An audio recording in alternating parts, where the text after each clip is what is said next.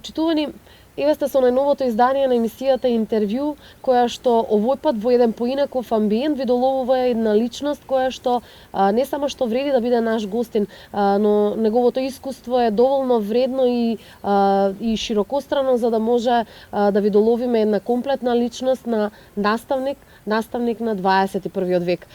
Станува збор за Добри Јовевски, наставник во Основното општинско училиште Илинден од Крива Паланка. Добри дојде во емисијата Интервју. Благодариме што прифати да бидеш наш гоздин годинава кога полниш полнолетство во твојата работа.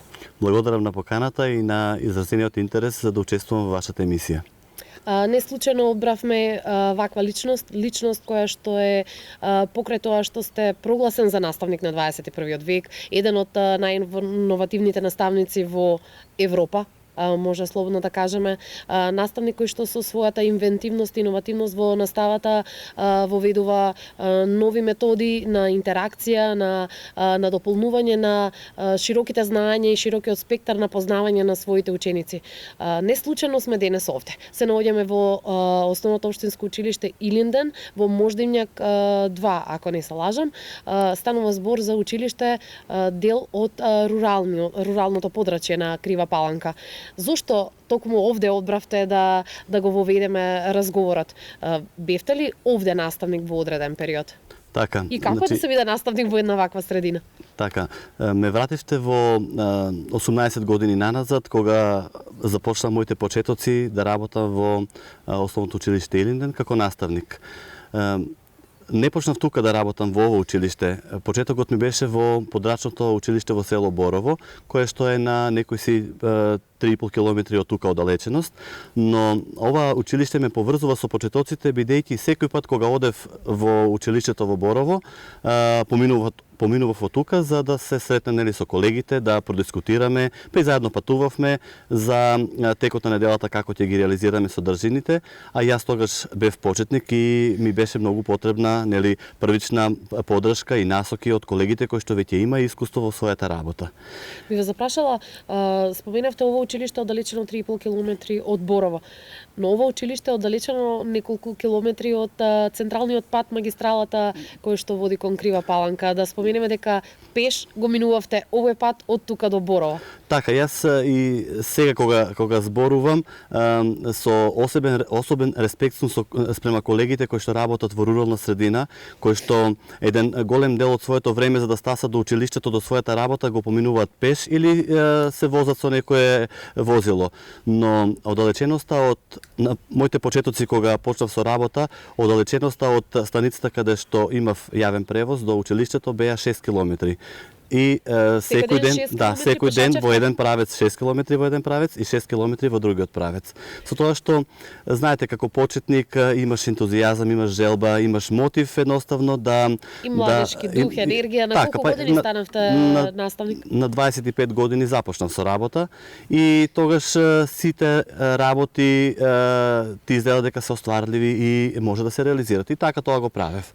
И кај нас во Македонија почетоците речиси на секој кој што ќе влеза во воспитно-образовниот професор кадар како професор, како наставник, почетоците најчесто се врзани со настава во руралните средини, па тоа калење на челикот минува низ таква некоја фаза. Речиси не сите, но голем дел од колегите така имат започнато. Мислите ли дека сте привилегирани со ваквото нешто? Што отпочнавте еве вака со во одредени по можеби по оскудни услови за работа. Да, мислам дека на тој начин ги вклучуваш сите капацитети што ги поседуваш како знаење, умење и вештини за да работиш со група на ученици кои што се од рурална средина, за да невозможното време од 40 минути го споделиш со 4 оделенија и на тој начин збор за мешани паралелки. Да, тоа се комбинирани паралелки од 2, 3, 4 оделенија. Значи мојот почеток беше со 4 оделенија, каде што навистина не е лесна таа работа да се работи со ученици, каде што имаш 2 ученика од едно оделение, 3 од друго оделение, 1 ученик од трето оделение. Тоа е комбинирана настава каде што времето мора да биде добро испрограмирано, добро изорганизирано, а повторно ќе се вратам на почетокот, како почетник тоа не си толку вичен да го правиш. Со тек на годините стануваш повичен во таа работа да ја менаџираш едноставно училницата. Но мене да ви кажам, ми беше едноставно предизвик кога одев во Борово во училиштето, оние дечиња кои што можеби годишно по еднаш до два пати доаѓаат во градот, кои што имаа потребно едноставно на дотурно информации, да им го доближиш светот на начин како ти што го гледаш и како што е во реалноста, бидејќи таму пред 18 години мислам дека во една-две куќи имаше телевизор, радио слуша луѓето и мислам дека немаше интернет. Мислам дека ми беше на мене предизвик, а и учениците со нетрпение го очекуваа моето доаѓање за да слушнат нешто ново, нешто интересно. Не можам да заборавам кога на почетокот првата нова година им организирав во училиштето, кога им однесов елка и некои ученици прв пат видоа елка. И тоа беше едноставно возбудливо за нив. Така, се чувствуваа дека впечатливи, да.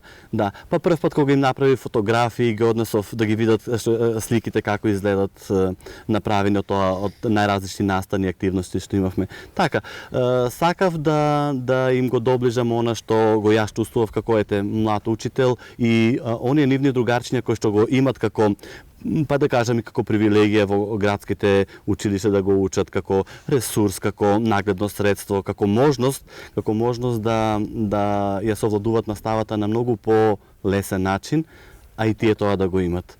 Така, оттаму пак продолживте овде во Да, таму работев 2,5 години, потоа дојдов тука во ова училиште, каде што и тука, се трудев со учениците така на поинтересен начин да им ги доловувам содржините, да им биде возбудливо, да им биде интересно, не само да им биде она како информација да им го кажувам, него да можат да ги осознават нештата кои што ќе им бидат потребни за животот.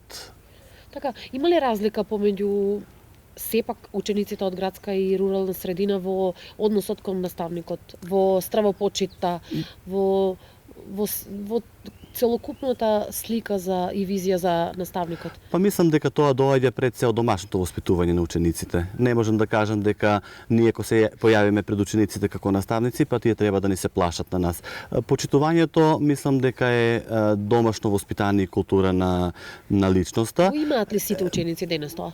Па можам да кажам дека во овие последните неколку години тоа малку помалку го имат, за разлика од порано каде што работев со учениците и пак ќе кажам, овие во руралните училишта малку повеќе има така почитување спрема професијата наставник, како работиш со нив, го почитуваат секој добар гест што им го пружаш како можност за да научат некои работи.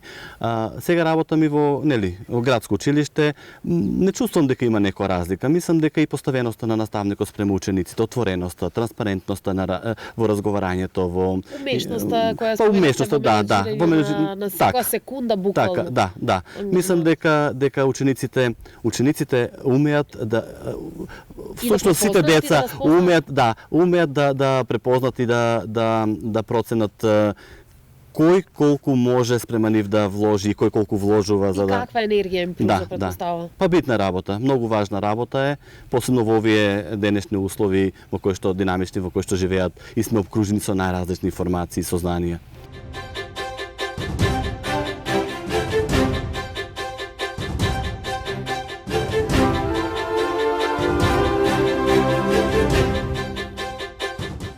Господин Јовевски, средно образование завршивте во електроучилиште во Штип. Како одлучивте да станете наставник, педагог? Така, тоа кога беше усмерено образованието, завршив првин 2 години во Крива Паланка во средно образование, усмерено образование, а потоа се запишав електрозавршив во Штип, електротехничар.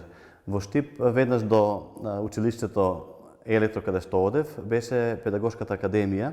И така, случајно неколку пати одев на академијата, видов како и на кој начин е процесот за да се запишеш, да учиш, да дипломираш педагошка академија. Се пријавив, се запишав и успеав да завршам педагошка академија. Со тоа што кога почнав да работам имаше потреба нели да се доквалификација направи, да имаш високо образование според годините на стажот и на возраста. Се запишав потоа на педагошкиот факултет во Скопје и таму дипломиран професор по деленска настава.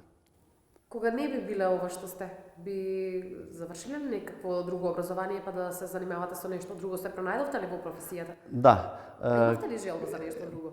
Па знаете, кога си помлад имаш можеби повеќе желби и тие некако одат во фантазија на пошироко разгранување на желбите. Но кога си повозрастен малку сакаш и она попрактично да си го примениш во секојдневниот живот и сето она што е попрактично за животот. Јас кога не би бил учител би се запишал да бидам архитект. Но сега и вие сте архитект своевиден. Така. Го градите карактерот на Така. личноста, поставувате основи, темели, Така. букви и бројки. Така. Мислам дека учителствувањето и да бидеш учител на дечиња кои што се на основна возраст, каде што учат описменување, математика, читање и пишување, мислам дека тука е основата и темелите на формирање на здрава личност.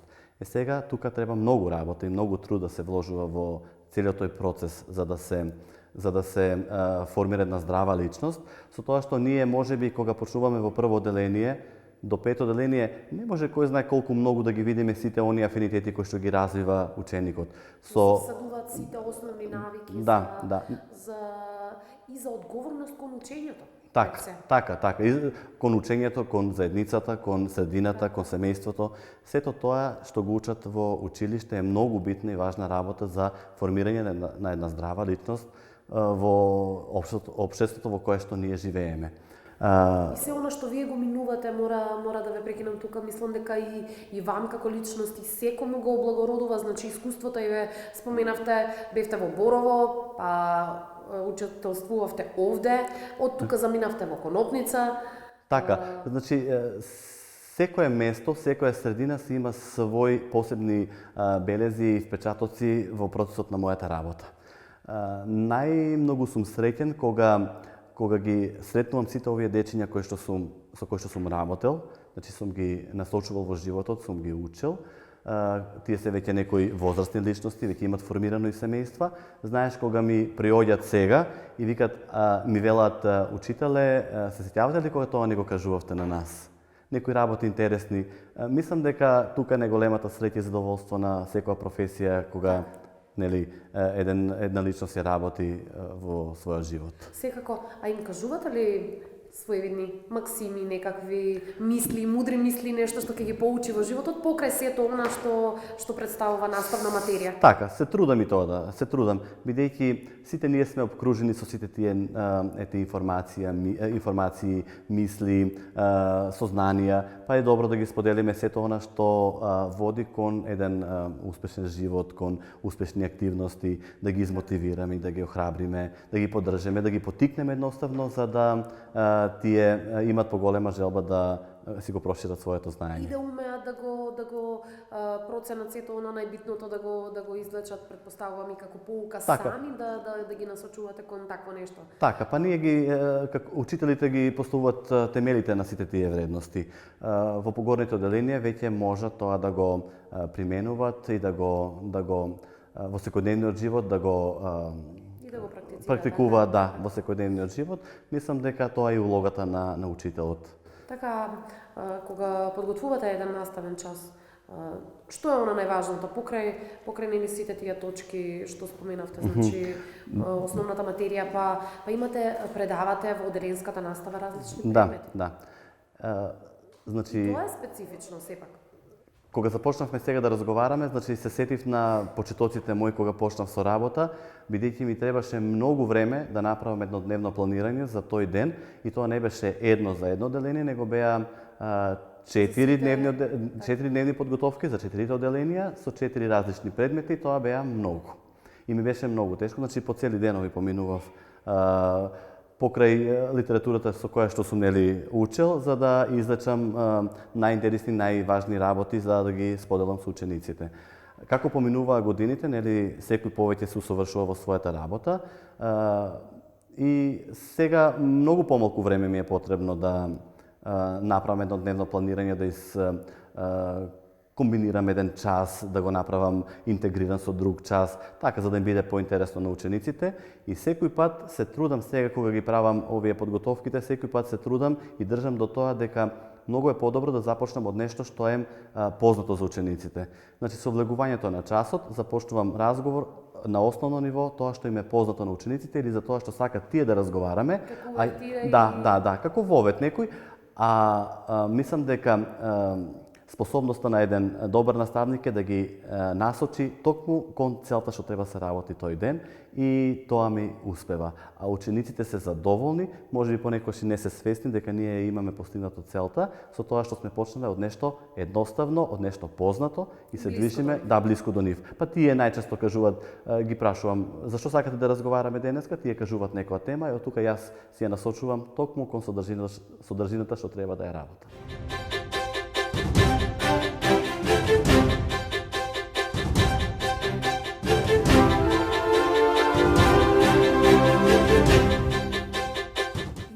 Како протекува еден ваш наставен час?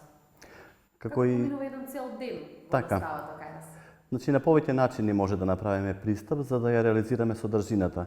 Некој пат може да бидат одделни часовите засебно во зависност од предметите, но некогаш правиме интеграција помеѓу предметите за да има некоја последователност со содржините кои што ги обработуваме. Како што рековте, како што кажав. Така.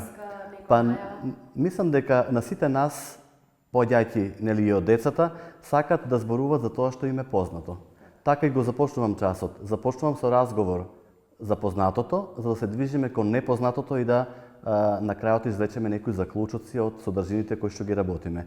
За на тој начин да имат потрајни вредности информациите кои што ги добиваат од наставникот.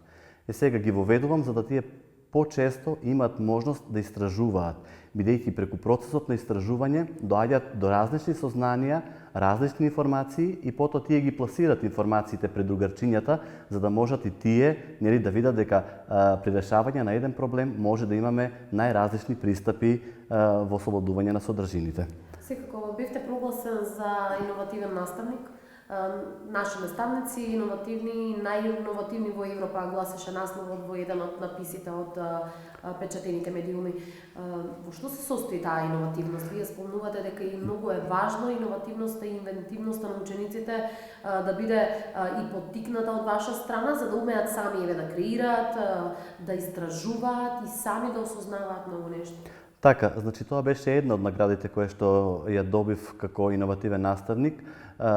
Добив од Intel исто така награда за примена на дигитални содржини во обработка на наставен час. Тоа беше прва национална награда. Потоа, како што кажавте, во Москва добивме европско признание за најиновативни наставници во користење на технологијата во реализација на наставни содржини и потоа така потоа врз основа на тоа признание бевме во Вашингтон и таму исто така освоивме втора награда на глобално ниво или на светско ниво. Тоа се познатите бабини игри. Така. Тоа е само еден дел и еден сегмент во делот на она што зборуваме за иновативност во наставата. И секој пат кога зборуваме за иновативност не мора да значи дека ние ќе користиме компјутер за да бидеме иновативни. Ние може да користиме најразлични информациско-комуникацијски технологија во реализирање на наставна содржина. Тука влегуваат покрај компјутерите, може да бидат таблети, смарт телефони, може да бидат интерактивна табла, тач табли и многу други содржини кои што се интересни за учениците. Иновативноста значи интересен начин и пристап во откривањето на содржините кај учениците. Значи учениците да користат повеќе извори на информации за да ги откријат содржините. И секој пат на учениците кога разговарам за некоја дадена содржина им доловувам не само да ги откријат и да ги видат информациите. Тоа е основното ниво кое што го знаат учениците. Тоа е најниското ниво да ги имаме информациите како информации. Но многу е битно и важно, и тоа им го потенцирам на самите ученици и на колегите кога држам најразлични обуки, дека примената на тие информации е по високо ниво, каде што ние треба да ги научиме учениците како и на кој начин да ги применуваат сите оние сознанија со кои што дошле во процесот на учењето. И во делот на иновативноста мислам дека е многу важно и многу битно да ги научиме учениците како да учат, како да доаѓаат до сознанието, до информациите. Не е само доволно добро да им предадеме една информација, него да им ја пласираме така информацијата. Добро е да Се ужвака и да, да ја знаат. и да знаат да ја применуваат во секојдневниот живот и да знаат како и на кој начин да учат. Ако ние ги научиме во прво, второ, трето деление, четврто деление, како да учат, тие лесно ќе учат во седмо, осмо и девето деление. Лесно ќе учат на студии. И ќе бараат знаење, така, и ќе формираат такви критериуми и ќе се формираат во таква здрава личност за да самоиницијативно доаѓаат до информациите и си ги обработуваат и доаѓаат до информациите. Во животот воопшто секогаш. Па мислам дека тоа се повисоките вредности кои што треба да ги формираат, Па ние мислам дека наставниците тоа многу добро и вешто го работиме, бидејќи имаме доста обуки од најразлични методи, техники во начинот на работата со учениците. Тоа значи дека и вие постојано учите. Па мислам дека различни области. Па учењето никогаш не треба да Следите ли текот на модерните трендови? Учењето никогаш не треба да престане, бидејќи животот и искуството дават нови информации кои што ние треба да се соочиме со нив, да ги примиме и да ги, повторно ќе кажем, бидејќи сме учители, да ги учиме и дечињата и учениците. Континуираното усовршување на еден наставник за мене е наставник на 21. век, бидејќи сите оние новитети кои што се случуваат во глобалното општество, ние како наставници е добро да ги имаме како информација, да ги знаеме, бидејќи и учениците може да дојдат до најразлични информации, па ние да се најдеме во некоја непријатна ситуација, да не знаеме, да им дадеме некоја повратна информација, бидејќи сега знаеме преку технологијата, преку интернетот, доаѓаме до најразлични информации, сега нешто е точно, нешто можеби е приближно точно, така да ние сме тие кои што треба да ги насочуваме учениците на вистински пат. А преку овие обуки што ги примаме, како да имаме една добра, интересна, стимулативна средина за учење, како да имаме добри техники во совладување на содржините, како да ги применуваме, сето тоа го учиме преку најразлични обуки, семинари кои што ги имаме во Република Македонија. Може би за тоа вашата училница изгледа вака како што изгледа, дел од амбиентот го имате искреирано и вие самите, трудејќи се учениците да имаат убава покрај, стимулативна и пријатна топла атмосфера која што ќе ги поттикнува да се чувствуваат речиси како дома, да имаат убав пријатен амбиент, но вие умеете често и да ги изнесате од амбиентот на училницата. Така. Често ги носите на одредени слободни активности или во наставни активности кои што сепак умеат да им надополнат дел од знаењето кои што ги восприемиле во наставата. Така е. Значи, повторно ќе кажам, благодарение на сите обуки што ги имам поминато во мојот работен век, па и претходно имав некои семинари и обуки, сето тоа доловува еден амбиент како да имаш представа што е она што би можеле да го очекуваат учениците, родителите од тебе како наставник. Сега јас се трудам тоа да го направам на еден начин да биде навистина добар и интересен. Во почетокот кога започнав да работам со учениците во помалите оделенија, јас некако ги водев учениците како тоа би било добро да биде направено. Сега, бидејќи имам 5 оделение, многу ми е полесно, бидејќи гледам дека тие вештини веќе учениците ги имат совладано и тие сами започнуваат, па учителе, ова да го ставиме тука, ова е добро. И се трудам да сите оние ресурси со кои што располагам јас како наставник и оделението, да ги имат учениците на дофат. Бидејќи, ако ги учиме учениците да прават избор при изборот на некој, дали дидактички помагала за реализација на некоја содржина, дали преку некои помошни средства, нагледни, ако ги научиме тие да прават избор во прво, второ, трето деление, колку е после лесно да направат избор во животот за добрите работи. Мислам дека тука е клучната улога на еден наставник, да им дозволиме на учениците да прават избор, да им дозволиме на децата да имат простор, време и можности да прават избор. Кога ќе го има тоа, мислам дека многу полесно да бидат самостојни во Па на, некој одлуки. така е, на тој начин. Самоуверено, претпоставувам. Така е. На тој начин се создава самодовербата кај учениците, бидејќи гледат дека еден наставник им верува. Во семејството им веруваат родителите. Значи, на тој начин се создава една здрава личност. Велите учениците учат стекнување самодоверба и само такви ќе учат сами, ќе стекнуваат знаења, ќе бараат, ќе истражуваат, ќе креираат. Да, тоа Бараат ли дополнителни бараат. информации вашите ученици? Па ако ги водиме во насока дека една информација не завршува тука, дека има можности за дополнителни сознания за таа информација, тие бараат. Јас ги водам на тој начин учениците. Јас им дозволувам за да тие излегуваат од стандардните граници на учење, да излегуваат и да доаѓаат до нови сознанија, до нови информации, да умеат да ги споделат со наставникот, со оделението, со семејството и на тој начин мислам дека сме на вистински пат да создадеме убави, паметни и идни генерации. Сега, во претходниот разговор ми кажавте дека да, излегувам од просториите. Малку ќе се навратам на времето кога работев во подрачните училишта. Таму беше многу полесно и поедноставно. Немавме ние ресурси купени, па да бидат така убави, модерни, направени. Тоа се е добро и примамливо за окото. Но кога работев во подрачните училишта, излегувавме во дворот, ресурси ни беа сето она што не обкружуваше нас. Од камчиња, од дрвца, од бројање да направиме со колку корени има на јаболки во дворот, колку столпчиња има во оградата. На тој начин им ја доближував и предметот, например математиката, им ја доближував дека математика е сето она што не обкружува нас, од станување до легнување, дека учебникот е еден извор на информации. Значи тоа е само еден извор на информациите кои што можат да ги прочитаме и да ги видиме.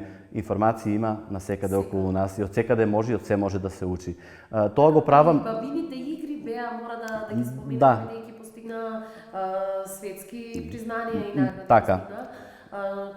Ги работевте заедно со учениците пред се, Да, беа да. информирани голем број ученици, Така. учениците и сами некои идеи и игри ги донесаа од своите баби. Така, па почетокот беше да најдеме начин како да истражуваат учениците и преку истражувањето дојдоат до сознание за сите оние бабини игри. Така, па тоа го работевме со учениците од Конопница, со колеги од други градови од Република Македонија и со колешки кои што работеа во нашето училиште, колешката Живка Стоилковска и Јасминка Станковска. Значи ние заеднички тоа се некако го спакувавме, ги водевме учениците како да истражуваат, како да дојдат до сознание, па потоа како може тие игри да ги примениме во редовните предмети во наставата, посебно математика, македонски јазик и така натаму. Как беа игрите со камчиња, со кончиња, со плочки, останати, како што рековте, ресурси, она што било на располагање некогаш, Да. она што некогаш го имале малку, но доволно и нашите баби, но и нашите родители можеби. Умеат ли сега децата, еве и вие сте родител, умеат ли сега децата да отидат на улица, во двор, колку често умеат да си играат, да излегуваат надвор, ги стимулирате ли да За жал, да многу. бидат активни, да се социализираат покрај сето И на тој она начин. што го восприемаат? За жал мислам дека помалку. Се помалку, некако децата го трошат времето да излезат надвор, да се поиграат со оние игри со кои што сме се ние играле како деца. Токму тоа беше и специфично во овие баби. Играта е основа за да започнеш нешто. И тоа е нешто преку игра да учиш најразлични активности. Па знаеме дека и децата кога се раѓаат започнуваат со игра. И ние сакаме некојаш да се поиграме. И ние сакаме некојаш така ни забава на времето на децата. на детството така и ни забава да ни помине времето, да ни мине времето, а со тоа да научиме некои нови работи. Така и децата сакат. Низ игра, низ забава, низ дружење, да научат нови информации, нови работи. Сега помалку. Мислам дека помалку ги прашувам учениците, значи и на таа тема разговараме, некако повеќе се свртени на оние социјални содржини. Па повеќе ти кажам, сега има избор повеќе канали да гледате телевизија.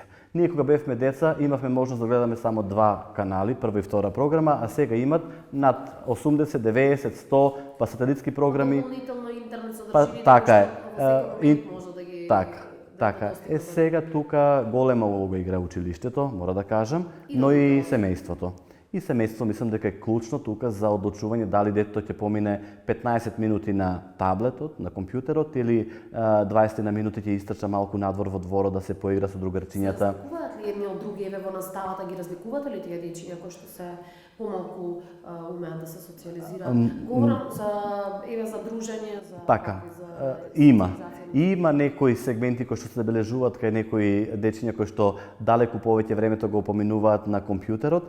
Сега, тука има две работи кои што се битни. Тие дечиња што поминуваат на компјутерот некако повеќе информации знаат, кога разговараме дават информации, содржини, додека оние што се играат повеќе се на нивото нели на игра, на забава, мада мислам дека има време кога да ги научиме тие информации преку компјутерот на поголема возраст. Да, а децото мислам дека треба да помине низ игра, низ дружење, низ забава. Па на тој начин се подобро социјализираат и можат да кога ќе разговарат со други луѓе да направат проценка на личноста, за каква личност станува збор. А вака како сите тие информации ги добиваме преку медиумите, мислам дека многу помалку можат физички онака да направат проценка на една личност кога станува збор во делот на социјализацијата.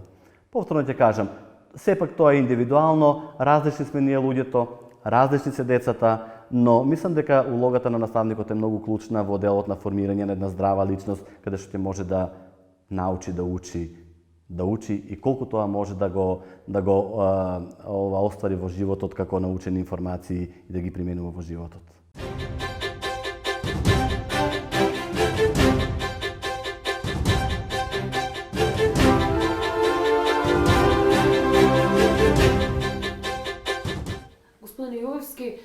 Покрај тоа што ги учите вашите ученици, постојано се надградуваат да барат информации, вие тоа што им го пренесувате како навики, всушност ве отсликува и вас како личност. И вие постојано продолжувате да учите во разни области, се надградувате, имате бројни меѓународни сертификати, признанија. Вие сте и ментор на ваши колеги. Да проговориме нешто околу тоа. Така, значи, за да бидеш ментор треба да бидеш и ти соодветно нели да едуциран така. Преку најразлични обуки, семинари се имам стекнато со доста вештини кои што може нели да ги применувам како со моите ученици, но да ги споделам тие работи со колегите. Па поаѓајќи во изминатите 18 години, сигурно имам посетено над 300 обуки. Тоа јас каде што имам учествувано обуки. Со тоа што според некои од обуките каде што ги имам посетувано, сум имал и право или обврска сето тоа да го испорачам на моите колеги. Правејќи некоја статистика или водејќи статистика, имам околу 250 обуки одржано на наставници, на колеги во Република Македонија. Тоа значи дека постојаното мое усовршување во мојата работа доведува до степен да можам и јас да помагам или да им давам насоки, инструкции на моите колеги како и на кој начин тоа подобро да го работат со учениците во оделението, со колегите како да се работуваат, за да нели имаме обострана нели поддршка и подкрепа со колегите. Тоа значи дека во моментот сега сум и ментор на две училишта преку проектот со читање до лидерство, каде што се подобруваат математичките и јазичната писменост, математичките вештини и јазичната писменост. Јас сум ментор на две училишта во Република Македонија. Тоа е училиштето Христијан Тодоровски Карпош од село Драгоманце и Христијан Карпош исто од Куманово. Овој проект се имплементира од страна на Фондацијата за образовни и културни иницијативи Чекор по Чекор. Сега што значи тоа менторството мое во тие училишта? Значи формирање на заедници за учење, каде што нели на ниво на едно училиште ќе имаме заедница за учење на оделенските наставници и ќе дизајнираме акциони планови, каде што ќе може потоа по тие акциони планови да реализираме соодветни активности со техники и методи кои што ги имаме добиено па преку други обуки исто од овој проект. Тоа значи дека колегите формирате една заедница за учење на ниво на нивното училиште. Помеѓу две училишта имаме поголема заедница за учење, за да сите овие заедници за учење во Република Македонија прават една глобална заедница за учење. Тоа се јавува како потреба бидејќи Има ли задоволство? Да. Па мислам дека споделувањето на искуството, на знаењата, на информациите е битна работа за мене како наставник или како обучувач и за колегите кои што би сакале да добијат некои нови информации кои што ги немаме стекнато преку обуките. Покрај тоа што сум во моментот ментор на тие училишта, држаме обуки, читаме, учиме и се забавуваме. Во изминатиот период ги држев и обуките за Кембридж по математика од прво до трето деление пред 2 години и минатата година од четврто и пето деление ги држев тие обуки. Тоа значи дека континуираното мое усовршување во мојата професија дава можност да држам обуки на другите наставници. Тоа беше и само една од причините поради која што сте наш денешен соговорник, бидејќи умеете и да бидете пример, и лидер, и ментор, и наставник, а надвор од сето тоа вие сте Добри Јовевски. Кој е Добри Јовевски приватно? Што ви исполнува покрај сета оваа енергија која што ја насочувате во овие правци? Имате ли одредено хоби или можеби пасија? Па, видите вака, значи, така, професијата е една работа во животот, за која што ние сме од една страна сакаме да ја работиме, од друго сме и платени за таа работа да ја работиме. Сите сме некој и нешто до времето додека сме на работните задачи и обврските. После доаѓањето дома ние сме обични луѓе. Сите ние обични сме луѓе и се посветуваме одредено време на своето семејство, на своите пријатели, на дружењето и поминувањето на слободното време кога го имаме. Сега во последниот временски период јас немав толку многу слободно време бидејќи покрај тоа што ги имам сите овие обврски професионални, реализираме некои дополнителни активности преку проектни задачи кои што во изминатиот период ги имав како обврски, како можност преку одредени јавните институции енергетски ефикасни. Тоа е последниот проект. Тоа е проектот кој што го имплементиравме преку училиштето Илинден. Претходно преку невладини организации исто така работев на повеќе проекти. Тоа на различни области, ако можам да се присетам кој истражував во врска со вас. Значи од еколошка грижа за стари лица, така имаше еколошки активности, лица со посебни потреби, одредени имплементирани проекти. Во зависност од потребите каде што сум бил член, долги години сум бил во невладениот сектор, каде што како активист имам реализирано доста проекти. Како координатор сигурно на едно 20 проекти имам учествувано. Како експерт или соработник на некои проекти, исто така околу 10 проекти, во 10 проекти имам учествувано. Па мислам дека и тие проектни активности се надвор од она што професионално ние го работиме, но повторно представуваат некое задоволство каде што ќе можеш на една категорија на граѓани да дадеш своја помош или поддршка. И во заедницата, Така, мора да споменеме хуманата нишка која што ве карактеризира.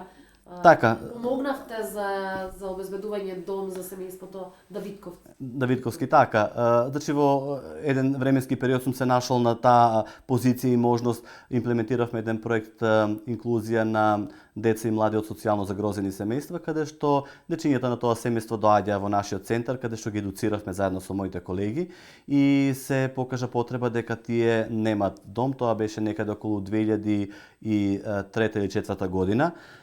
Место може за деца без родители? Не, па семејство кое што социјално немаше, не беше згрижено, имаше потреба, најдовме можности и опција, најдовме можности и услови тоа да го направиме и мислам дека ако имат секој човек кој што би имал можност такво нешто да направи во животот, мислам дека исполнува сето тоа.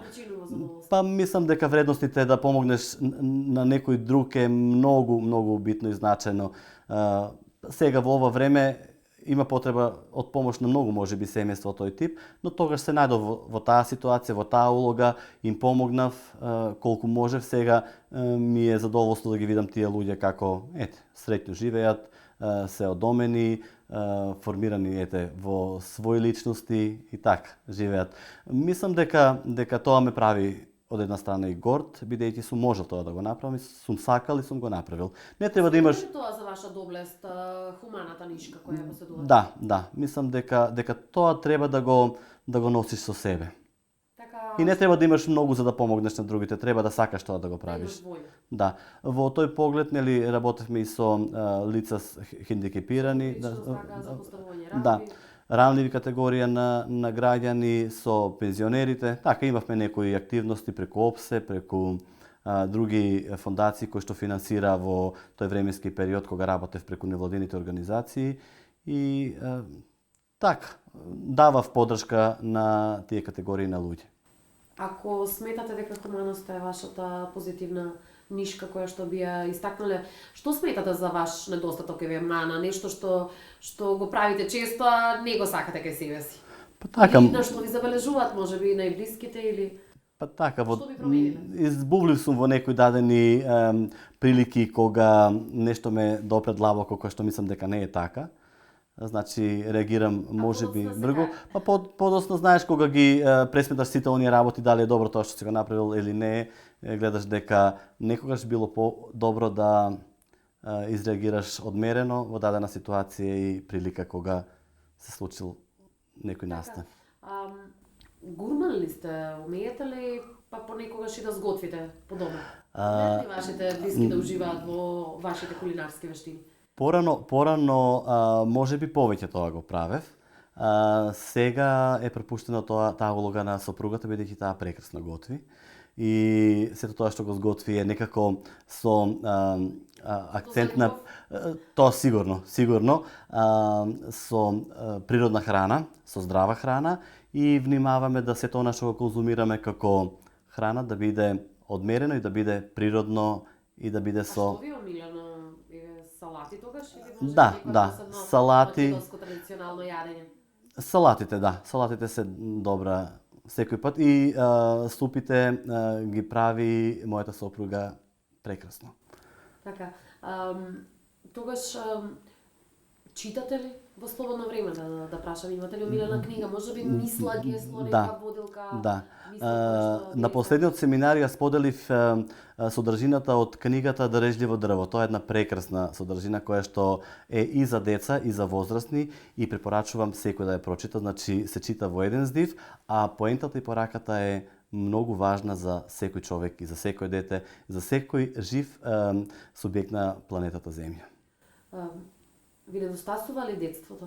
Што од моментите од детството, еве, мислите дека денешните деца не го имаат, а вие како спомен го носите трајно време? Дали тие дружење на улица? Да. Тоа беше друго време. Дали некој посебен вкус, мирис? Да. Некоја храна посебна? Па, во малото во кое што растев, миризбата беше на куќите кои што тогаш се градеа. Значи, покрај секоја куќа имаше песок, покрај секоја куќа имаше работници, каде што се создаваше ова населба каде што сега живеем. И тука имаше еден друг џагор од... Тоа е улицата 8 октомври, мора да споменеме? Да. И друг џагор имаше од децата. Сега тој џагор детски е претворен во звукот на возилата кои што фреквентно поминуваат по улицата. Го нема тоа кога го имаше, го нема. Би упатиле ли некаква порака, еве, нешто од вашето работење кое што би сакале да им го пренесете на помладите колеги кои што еве сега почнуваат? Споменавте, бевте во рурална средина, најпрви наставник. Имате ли одреден момент, некоја случка која што трајно се врежала тогаш во вашето сеќавање меморија, која што би ја пренеле како искуство на... Па, да, во првата година кога работев, тоа ми остана во сеќавање да кога ги учев учениците од прво одделение да бројат од 1 до 10 и еден ученик ми броеше од 1 до 10 и јас му велам ајде сега да броиме наназад. И тој ми се сврте со грбот и повторно почна да брои 1 2 3 4 до 10. Така ми остана тоа интересно. Броењето наназад. Има ли некаква незгодна случка, можеби? Споменавте, сте оделе пеш по 6 километри во еден правец, па 6 километри во друг правец. Да. Па било, можеби, некогаш и имало некаков ризик. Така, значи... Сами ли пешачевте или имате некој колега? Сам одев, значи кога на почетокот започнав куќа придружник? немав. Кога почнав на работа да одам, значи во септември започнав 98 година. Временските услови тогаш некако беа подобри и сонце грееше цел септември и октомври. Но кога започна да паѓа дождот, си велам, црн пат или? Да, црн пат немаше. 3 км имаше асфалт, 3 км немаше асфалт, значи беше црн пат, тоа устрмнина на горница, многу тешко се одеше патот. И на почетокот кога одев на работа, времето убаво, си велам леле, кај најдов да работам во волку далеко училиште. Кога почна да врне, си велам, ако е далеку, само да не врне. Кога започна да врне снег, велам, ако е далеку, ако врне дожд, снег да не врне, пошто имаш соспи оние по планината, наноси, да. Кога заврши тоа, имаше магла некои денови, си велам, нека е далеку, нека врне, нека има и снег, само да нема магла, бидејќи не знаеш што те чека во маглата, бидејќи планина не се гледа. Знаеш ли на диви животни? Да, па 2,5 години е долг временски период, значи секој ден да одиш и да се враќаш на работа, да. Од зајаци, срни, лисици, волци, се имам видено таму на тој пат, но мислам дека сега Споменавте една случка, би ја споделила со нашите гледачи. Заврнало многу снег. Да, снег и учениците. За мождивњак, вие сте им ветиле новогодишна забава, сте им ветиле приредба и сте однеле на грб елката. Да, и ветив на учениците дека по секоја цена ќе славиме новогодишната забава, онака како што тие заслужуваат. Се собраа сите родители од селото. Имаше многу снег, не можеше ниту пешки да се излезе со тие соспи што ги имаше на тој пат, но со колешката Живка се договоривме дека по секоја цена ќе им исполниме желбата. Ги носевме и лампионите, и пакетчињата, и елката, ги носевме во раце, на грб, и ми украсивме и беше една прекрасна забава. Прекрасна забава која што мислам дека и учениците нема ја паметат.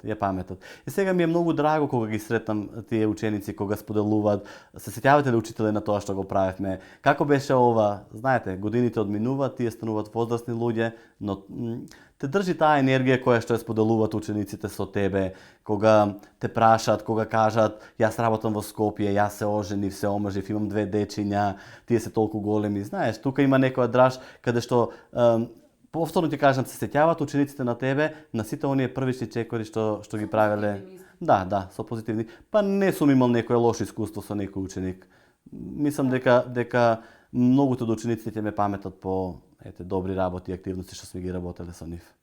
Така, кога ви сублимирале на крајот, само не споменавме порака, можеби до сите ваши колеги, млади наставници, учители, ментори, кои што сега запливуваат во водите на педагогијата и ги прават првите чекори тие заедно со своите ученици. Па мислам дека трудолюбивоста да си ја сакаш својата работа. Никој пат да не одиш со некои предрасуди да кажеш ова јас не можам, ова не треба да го направам. Значи, секој пат со позитивна мисла, секоја патека започнува со еден единствен чекор, а на врвот има место за сите.